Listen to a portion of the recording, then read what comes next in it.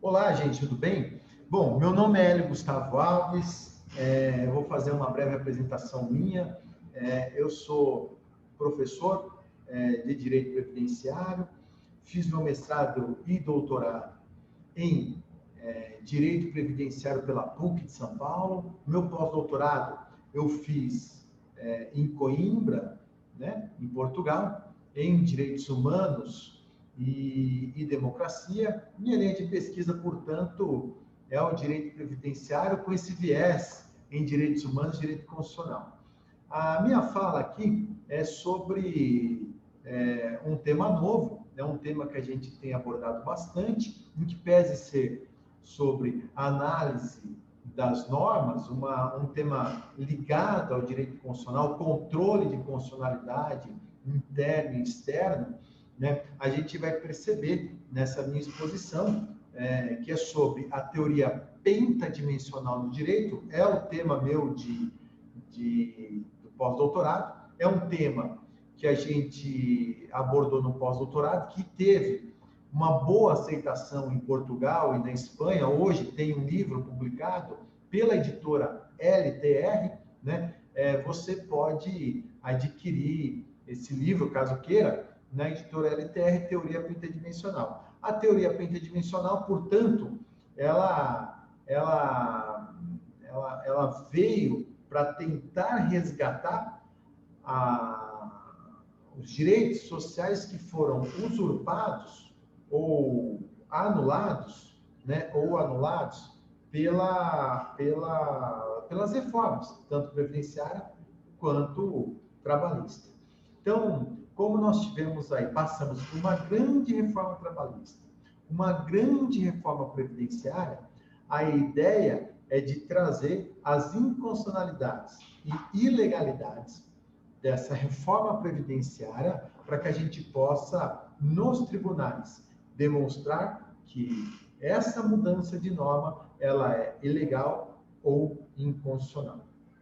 Fazer também com que, nessa reforma previdenciária, a gente consiga incluir atores sociais que foram excluídos ou excluir atores sociais que foram incluídos de forma equivocada.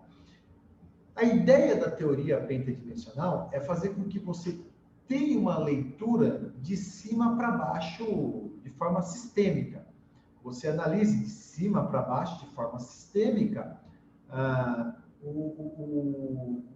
a norma positivada, verificando se ela não fere a Constituição Federal, verificando se esse decreto não fere a lei, né? Ou se esse decreto não fere um outro decreto, ou se a lei não fere uma lei especial. Uma análise do sistema que veio através da reforma previdenciária ou trabalhista, se ela não está entrando em choque com outras normas, através do diálogo das fontes, ou se ela não está entrando em choque com ela mesma, ou entrando em choque com uma lei especial.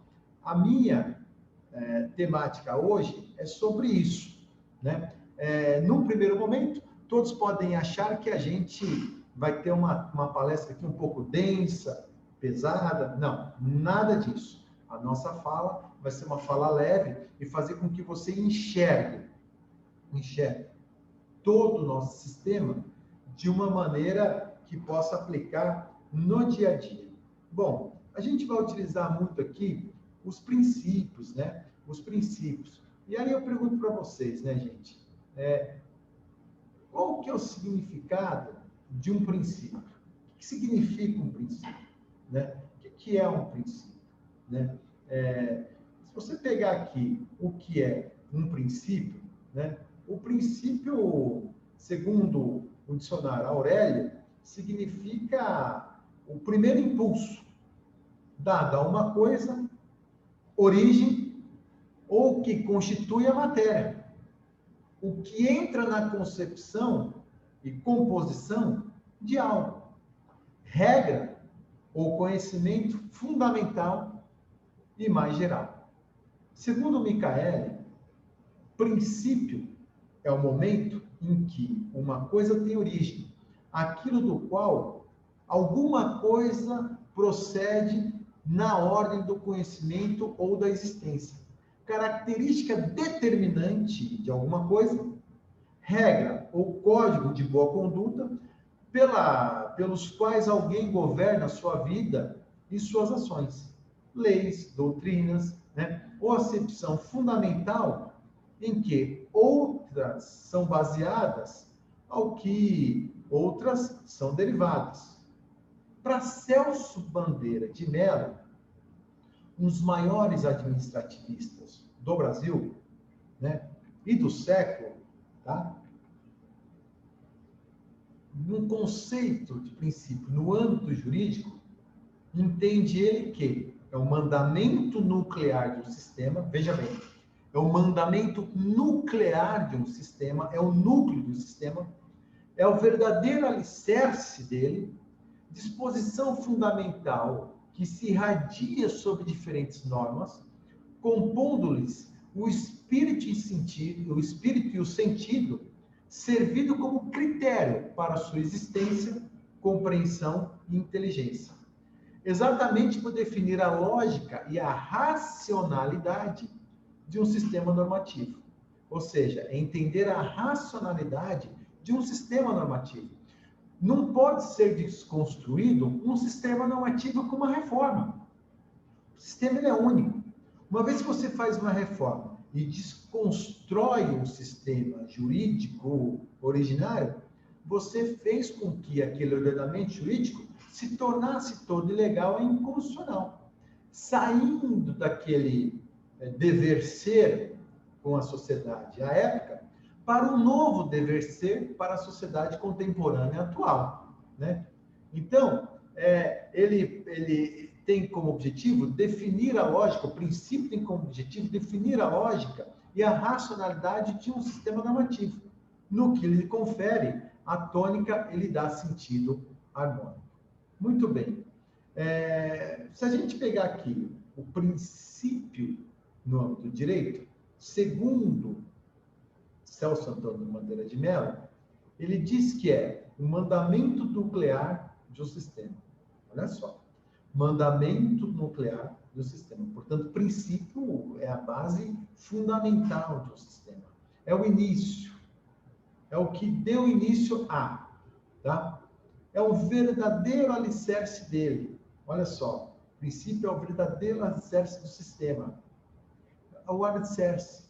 É o que sustenta aquele sistema. Se é previdenciário, o que sustenta o sistema previdenciário?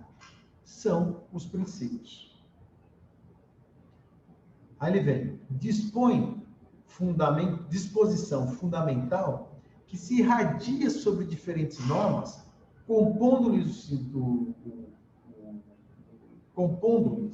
né, o espírito e sentido, servindo de critérios para a sua exata compreensão e inteligência. E a conclusão do conceito de Celso Antônio Bandeira de Mello diz que, exatamente por definir a lógica e a racionalidade do sistema normativo, no que lhes confere a tônica, ele dá sentido harmônico. Uma vez que eu modifico os princípios, eu acabo com o sistema harmônico. Eu acabo com que o sistema ele seja abandonado o que o legislador constituinte almejava, né?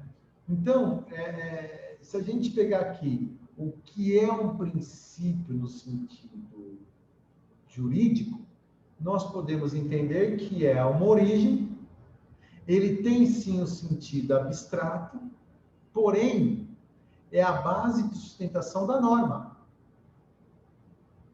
e forma as concepções para a criação de outra norma. Sim, o princípio faz com que o legislador possa criar uma nova norma, mas sem que ele desconstrua os princípios. Uma vez que ele desconstruiu o princípio, essa norma ou ela é ilegal ou inconstitucional. Tá? Então, a gente vai utilizar como base para a sustentação da teoria pentadimensional o sistema principiológico, né? Se vocês forem no passado da teoria geral do direito e a gente pegar lá Hans Kelsen, a gente vai lembrar que existe a teoria de pirâmide, né, de Hans Kelsen, né? As leis superiores, né, têm eficácia sobre as leis inferiores, né? E ele tinha lá como objetivo, né, a teoria pura do direito. Hans Kelsen trazia na base desse sistema piramidal, ele trazia o quê? A teoria pura do direito. Vamos entender o que é a teoria pura do direito. Vamos entender o que é a teoria pura do direito. A teoria pura do direito, tá? É uma teoria, gente, que quando ela foi criada, ela foi criada com o objetivo dessas normas, tá, nortearem a sociedade. Portanto, nascem primeiro as normas, aí essa sociedade vai seguir essas normas, e por seguir essa norma, o resultado dessa sociedade, o resultado das relações sociais dessa sociedade, será um sistema puro. Um sistema puro, né? Então, se você perceber que Kelsen, ele tinha como ideal fazer com que a norma nascesse antes de analisar os fatos e valores da sociedade. Então, quando Kelsen criou a teoria pura do direito, ele imaginou o seguinte: olha, a sociedade ela tem várias relações sociais que modificam com o andar do tempo. Podem nascer novas relações sociais. Bom, vamos supor que tem uma relação social nova na sociedade e não tem nenhuma norma ainda que cuide desse assunto. Como não tem nenhuma norma que cuida desse assunto, né, dessa nova relação social, vem o Hans Kelsen e cria uma norma independente dos valores da sociedade e fala: olha, sociedade nova, você vai ter que seguir essa norma. Por que ele tinha essa tese muito bem definida e que deu praticamente origem ao direito positivo? Ele positivava o direito. E a sociedade tinha que seguir o comando dessa norma positivada. Qual era a ideia dele? E por que ele colocou como teoria pura do direito? É teoria pura do direito porque ele entendia que a norma era pura, que o legislador, na época, ia fazer uma norma pura. Como a norma é pura, as relações sociais que seguirão essa norma que é pura, trará um resultado puro. Então tem sentido o que ele fala. Bom, se a sociedade seguir uma norma pura, uma legislação pura, o resultado das relações sociais será um resultado puro. Só que o legislador da época, ele fazia uma norma pura. E hoje, será que dá para a gente acreditar que o legislador brasileiro, ele cria uma norma pura? Você que está me assistindo, confia nos nossos legisladores, que são deputados federais, deputados estaduais, vereadores, né? Acabamos aí de gravar, hoje é dia 18/1, acabamos de ter aí a posse de vários prefeitos e presidentes de câmaras de vereadores. Não foi nenhum vereador que eu vi. Não foi um ou dois vereadores que eu vi. Foram vários vereadores que assumiram a presidência da Câmara que não sabiam ler. Esse é o legislador. Nós temos deputados federais que não têm a mínima noção jurídica de um sistema de normas. E vota conforme o partido manda. Ou seja, ele não tem uma análise crítica sobre a sociedade. É um deputado federal porque conseguiu os votos. Ele não faz uma análise crítica. Isso é fato. Né? Então, como é que a gente vai acreditar num deputado que vota conforme a bancada? vota por interesse próprio, vota por interesse de partido. Não é uma norma pura. Se vocês pegarem uma norma que acabou de ser lançada, peguem a exposição de motivos da norma, lá no projeto de lei, e veja como a lei foi votada e finalizado o seu texto. Não tinha nada a ver, várias leis não tem nada a ver com a exposição de motivos. Tinha um objetivo e, no fim, a norma, quando foi definida para sua promulgação, chegou com outro texto. Então, as normas, elas são muito mal feitas, né? Nesse sentido, Miguel Reale percebeu essa falha na elaboração das normas.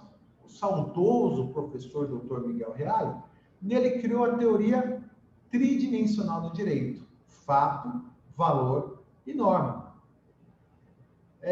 Fazendo com que a teoria de Hans Kelsen caísse por terra. Por quê? Porque, lembram que eu falei no início da minha exposição, que para Kelsen, a norma vem antes da análise da sociedade. E para Miguel Reale, a norma vem depois. Por quê? Analisa-se os fatos da sociedade, depois os seus valores, e uma vez analisando os fatos e valores, aí as normas são criadas. Né? As normas são criadas. Ocorre que, em que pesa a teoria de Miguel Reale ser fantástica, eu pergunto para os senhores e para as senhoras, será que os nossos legisladores, eles analisam os fatos e valores de uma sociedade para criar norma? Não, não fazem isso. Não fazem isso. Regra geral, 90%, 99% não fazem isso. São poucos os deputados federais ou legisladores estaduais ou municipais, aos senadores, que fazem essa análise da sociedade para depois lançar a norma. São pouquíssimos. E quando fazem, não fazem de uma maneira que abrange toda a sociedade, que abraça toda a sociedade. Perfeito? Bom, o que eu observei com esse cenário? Que as normas estavam sendo lançadas, por vezes, lançadas mal estruturadas, deixando de incluir atores sociais que lá deveriam estar. Aí eu criei a teoria pentadimensional do direito. E o que é a teoria pentadimensional do direito?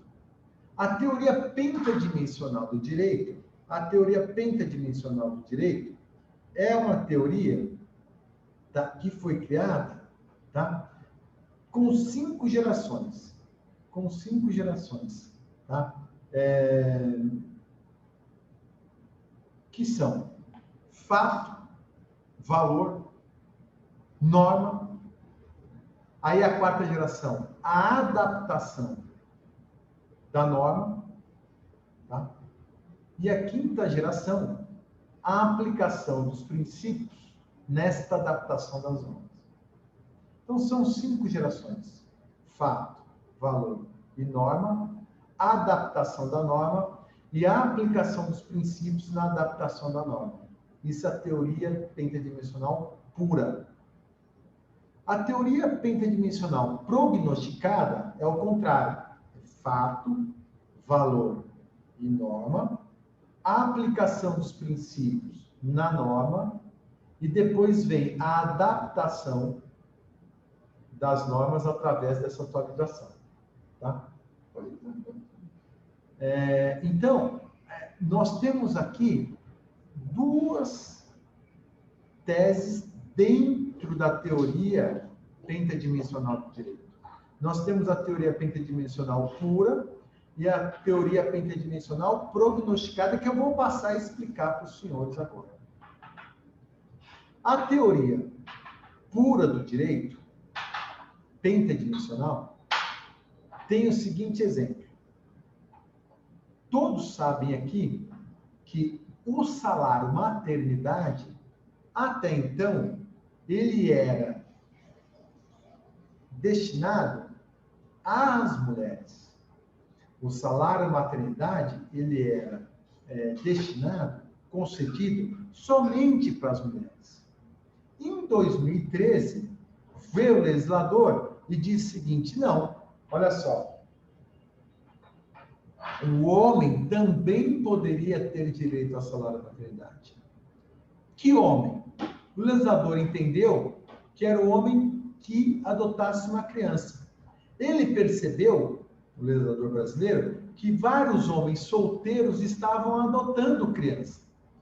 E, frente a essa avalanche de adoção por homens, ou homoafetivos, ou homens solteiros, esse homem, não tendo o direito ao salário maternidade, essa criança adotada não teria o mesmo direito do que uma criança adotada por um casal hétero da adaptação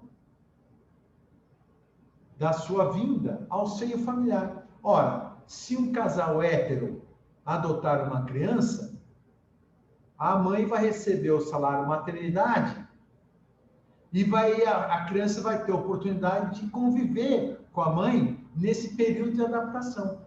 Agora, se um homem adota uma criança e não recebe o salário maternidade, essa criança não vai ter o mesmo direito do que aquele outro filho adotado por um casal hétero de ter esse time, esse período de adaptação com a nova família. Não vai ter esse direito. Aí o legislador disse, bom, vamos incluir o pai que adotar uma criança. O pai que adotar uma criança. Portanto, o pai que adotar uma criança vai ter direito ao salário maternidade, tá? Muito bem. Só que, olha o fenômeno que ocorreu. Fato, valor e norma. Até aqui é quando só a mulher tinha direito ao salário maternidade. Fato, valor e norma. Só a mulher tinha salário maternidade. Aí vem a quarta geração. A adaptação da norma. A atualização da norma. A quarta geração é a atualização da norma. E a norma foi atualizada. Além da mulher, o homem que adotar uma criança terá direito ao salário maternidade. Muito bem. Só que o legislador errou. Ele incluiu só o homem que adotar uma criança. O pai biológico, ele não colocou nessa atualização da norma. Quando ele atualizou a norma, ele esqueceu de incluir quem? O pai biológico. E eu tive um processo no meu escritório em que um casal hétero, vejam bem, um casal hétero, lá de Joinville, a mulher estava grávida e ele levou a mulher para ter o filho lá no hospital e a mulher morreu no parto. A mulher não era contribuinte da Previdência Social, ele era contribuinte. Como a mulher não era contribuinte da Previdência Social, ela morrendo, ele não teria direito ao salário maternidade advindo das suas contribuições da mulher, porque ele tinha contribuição, porque ela não era contribuinte. E aí ficou o pai biológico, junto com a nenenzinha desse tamanho. Esse pai biológico era uma pessoa de classe média baixa. Ele trabalhava num chão de fábrica, não tinha condições de contratar uma babá para cuidar da criança. Ficou ele e a criança. Só que o pai adotante tem direito ao salário maternidade e o pai biológico não. O que eu fiz? Lembra que eu falei? Fato, valor e norma. Atualização da norma, incluíram o pai adotante. E qual que é a quinta geração? A aplicação dos princípios na norma atualizada. Então, vejam bem, um pai adotante recebeu o salário maternidade e o pai biológico não receber o salário maternidade, não fere o princípio da isonomia, o princípio da igualdade? Fere, claro que fere. Então, essa norma que foi atualizada, ela é inconstitucional. O legislador ele deixou de incluir um ator social chamado pai biológico. Então, a teoria pura do direito é isso. É você aplicar os princípios na atualização da norma. Isso é a teoria pura do direito. Já a teoria prognosticada do direito, teoria pura do direito, gente, pentadimensional. Teoria pura do direito, pentadimensional. Já na teoria pentadimensional prognosticada, inverte a ordem. Não teve fato, valor, a norma existe, o legislador não atualizou a norma, e quem chamou atenção para a inconstitucionalidade dessa norma antiga foi a jurisprudência. Exemplo. Fato, valor e norma. A legislação previdenciária entendia que num casal gay, casal afetivo, tá? Homem com homem, mulher com mulher, se um deles morrerem, mesmo que vivam maritalmente, esse viúvo que era gay, ou a viúva que era gay, não terá direito à pensão por morte. Enquanto que num casal hétero, se um deles morre, tem direito à pensão por morte. O que aconteceu? Veio a jurisprudência, o Poder Judiciário falou, opa, essa norma aqui está inconstitucional. Veio a jurisprudência e começou a fazer a operação do direito. Concederam uma série de pensões por morte para casais gays. O que veio? O que fez a jurisprudência? Fez com que a norma fosse atualizada. Isso é um prognóstico. O juiz diagnosticou o erro da norma, trouxe a jurisprudência que alertou o legislativo que atualizou a legislação. E quem foi a atualização? A própria instrução normativa, não foi nem o legislador federal, foi o próprio INSS que, na instrução normativa, disse, olha, tem razão, a lei, ela não é constitucional. Casais homoafetivos têm que ter o mesmo direito à pensão por morte como os casais gays. Essa foi a ideia. Essa foi a minha ideia da tese. Vou trazer um outro exemplo para vocês, são todos exemplos, gente, que eu apliquei,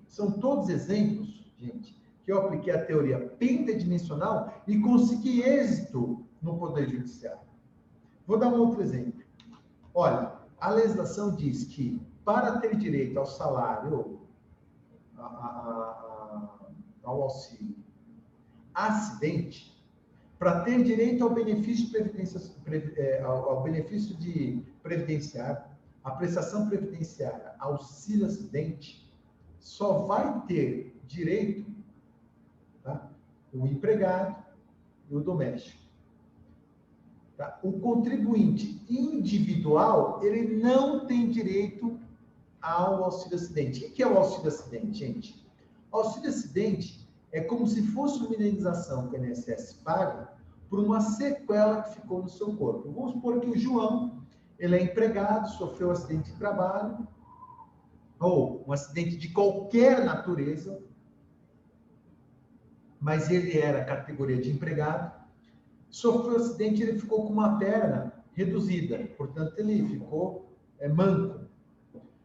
Por ele ser manco, o INSS vai pagar uma indenização, 50% do valor do benefício, que seria a aposentadoria por invalidez, tá? Até o dia que ele se aposentar. O dia que ele se aposentar, cessa o auxílio acidente.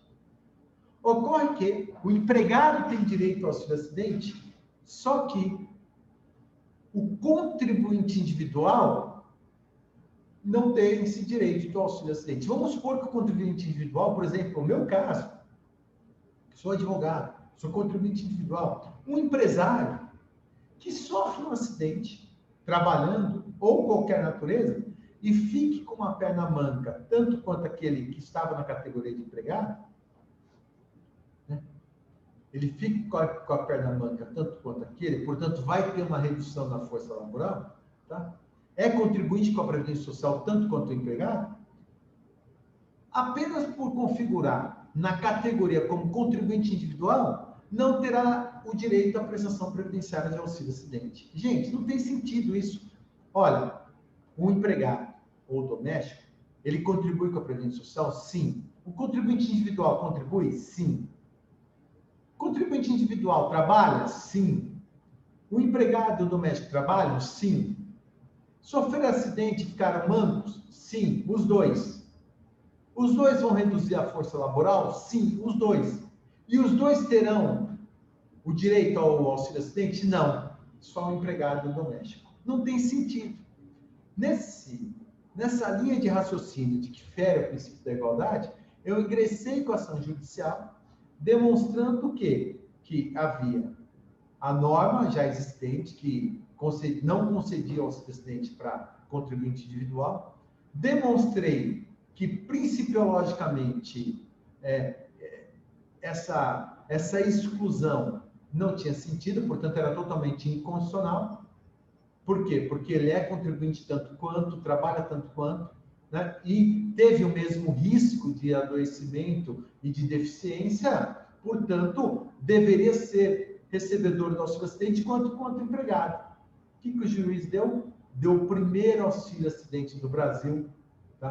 Para o meu cliente. Eu poderia ficar aqui na minha palestra, gente, trazendo aqui uma série de exemplos que não estão na lei, mas que eu consegui, através da aplicação da teoria pentidimensional, fazer com que esse segurado, que até então não tinha direito à prestação previdenciária, passasse a ter. Gustavo, muitos, ou de repente tem algum professor assistindo aí, vai falar o seguinte: Gustavo, mas isso é ativismo judicial. Você está fazendo com que o juiz legisle, e esse papel não é do juiz legislar. O papel do juiz é julgar. O papel de incluir ou excluir ator social é do legislador. Isso é ativismo social, é judicial. Não é ativismo judicial. Porque na teoria pentadimensional eu deixo claro que o juiz ele não pode julgar sem estar a sua sentença fundamentada em princípios, ou analogia, né? Ou alguma casuística comparada com o direito material internacional. Então, ele vai ter que fundamentar em algo que esteja escrito, demonstrado, através de novas relações sociais ou da doutrina, ou então do sistema normativo de direito comparado. Portanto, a teoria pentadimensional é ou não é positivista? Sim, ela é positivista, porque aplicar princípios e trazer a inconstitucionalidade da norma é isso, o direito positivo que manda. Por que é direito positivo que manda? Se vocês pegarem o artigo 4º da LIMBD, tá? Da Lei de Introdução às Normas de Direito, vocês perceberão que a aplicação dos princípios está positivado na LIMBD. Ora, a própria lei fala que o juiz pode aplicar a analogia, os costumes e os princípios gerais do direito. O juiz pode, vejam o que diz o artigo 4º da LIMBD. Diz que, quando a lei for omissa, o juiz decidirá o caso de acordo com a analogia, os costumes e os princípios gerais do direito. Então, eu pergunto, o juiz aplicar princípio é legal ou ilegal? É legal. É legal ele aplicar os princípios, tem legalidade. A própria LIMBD permite com que os princípios sejam aplicados.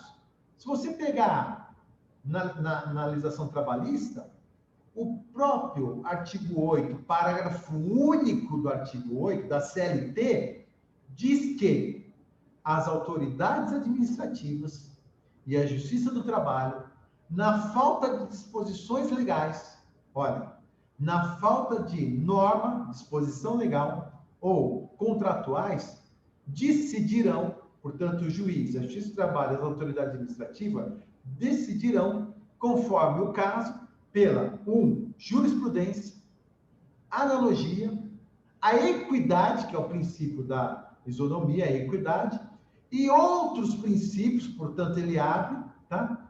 E normas gerais do direito, principalmente o direito do trabalho.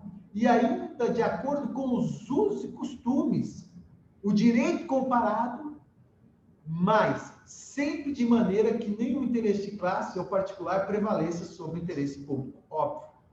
Então, a CLT, ela te dá a oportunidade para utilizar os princípios ou a analogia, ou direito comparado? Dá. Ela dá autoridade, ela dá um comando para o juiz aplicar os princípios. E o juiz que não aplica, alegando que isso é papel do legislador, ou é porque esse juiz não consegue a teoria, não conhece a teoria geral do direito, ou ele é preguiçoso. Ah, mas eu sou positivista. Isso é direito positivo, senhor juiz. Aplicar princípios é direito positivo, senhor juiz. Isso é princípios. Portanto, aplicar os princípios faz parte do poder judiciário. Juiz que não aplica princípios não é conhecedor do sistema jurídico. Precisa voltar para a escola. Vejam bem, olha o que diz o artigo 1º do Código de Processo Civil. O artigo 1º do Código de Processo Civil diz que o processo civil será ordenado, disciplinado e interpretado conforme os valores e as normas fundamentais estabelecidas na Constituição Federal da República. Observando-se a disposição desse código. Olha lá, o processo civil será ordenado, disciplinado e interpretado conforme os valores. Que valores? Os valores das normas e da sociedade. E as normas fundamentais estabelecidas na Constituição Federal. Os valores constitucionais, que são princípios, gente. Isso diz o artigo 1º do CPC. E aí vem o artigo 140 do CPC e diz: o juiz não se exime de decidir sobre alegação ou lacuna ou obscuridade o ordenamento jurídico. Olha só, o juiz não se exime de decidir sobre a alegação de lacuna ou obscuridade do ordenamento jurídico.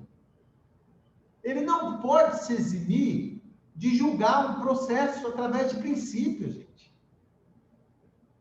Ele é obrigado, mesmo que a norma não exista, ele é obrigado a julgar. Mesmo que a norma tenha uma lacuna ou tenha uma obscuridade, ele é obrigado a julgar através dos princípios infraconstitucionais ou constitucionais. E ainda diz o parágrafo único do artigo 140, o juiz só decidirá por equidade nos casos previstos em lei. Que é através do diálogo das fontes. Então, o juiz que não aplica princípios é um juiz que não conhece o sistema normativo. A teoria pentadimensional, portanto, vem fazer com que esse juiz e os advogados que estão nos assistindo tenham que fundamentar a aplicação do princípio através da teoria pentadimensional. É uma doutrina que a gente criou. Excelência, conforme a doutrina do professor Hélio Gustavo Alves, pela teoria pentadimensional, é cabível o legislador julgar conforme o artigo 1º do CPC, artigo 140, né? E etc, etc.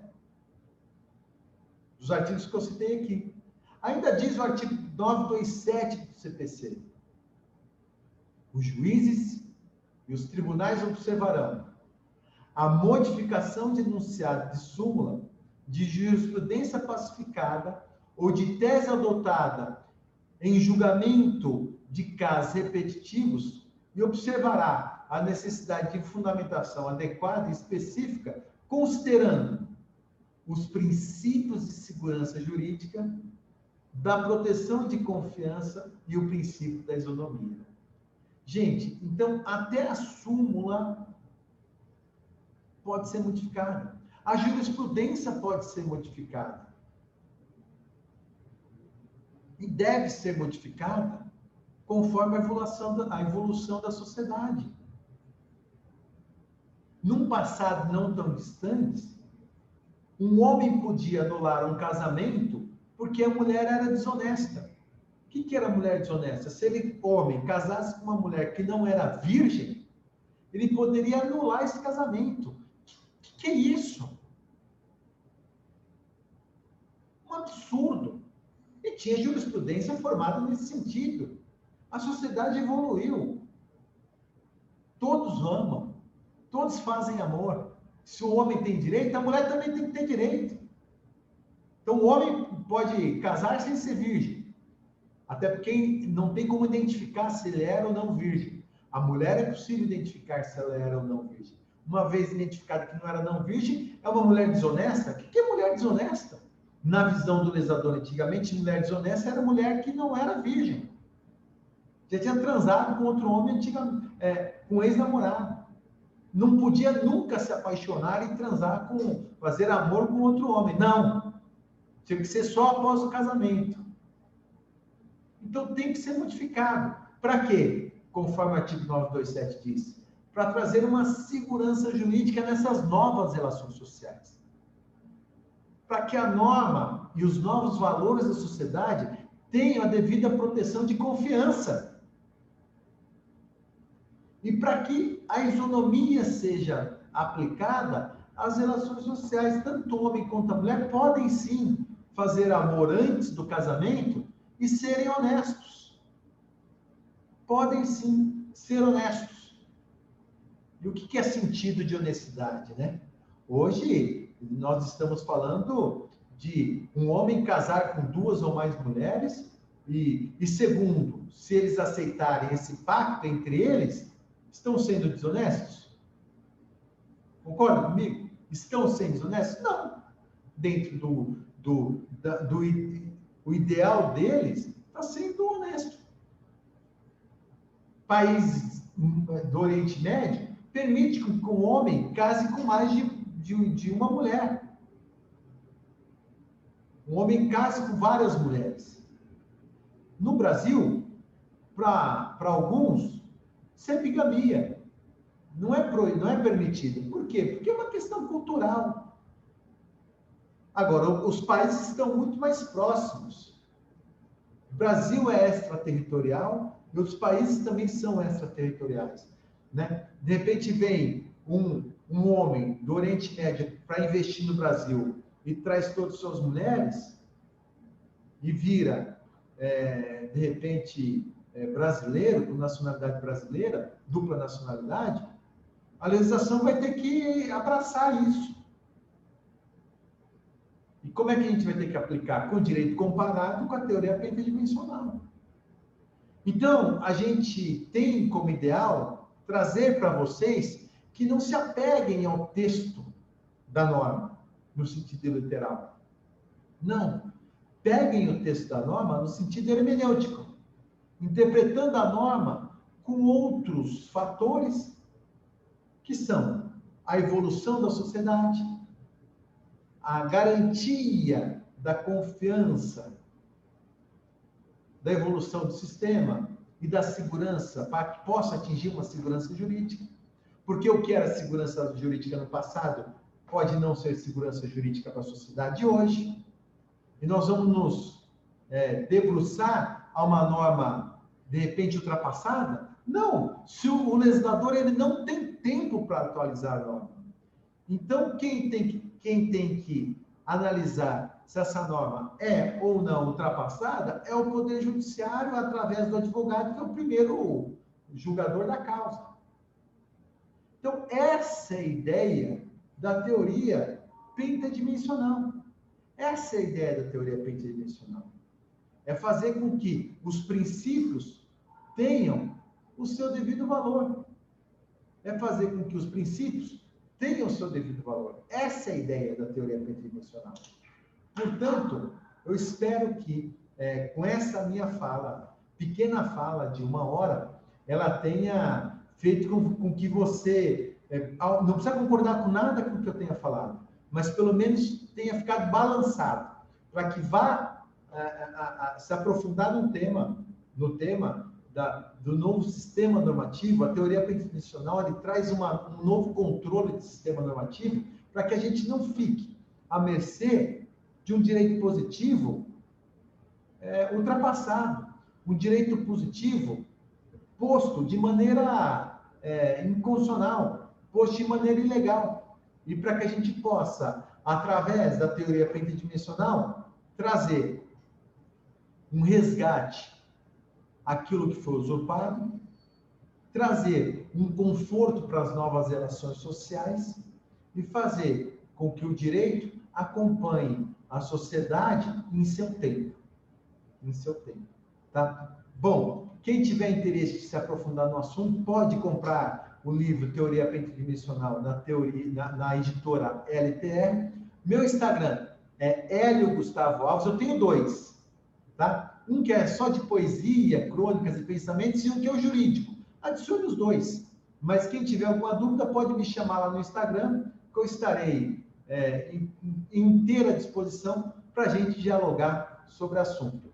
Eu agradeço mais uma vez a oportunidade de falar com todos vocês, tá? Desejo sucesso na carreira jurídica e que Deus nos abençoe nesse futuro de vida pós-pandemia e que a gente consiga se adaptar às novas realidades. Muito obrigado a todos e até uma próxima vez.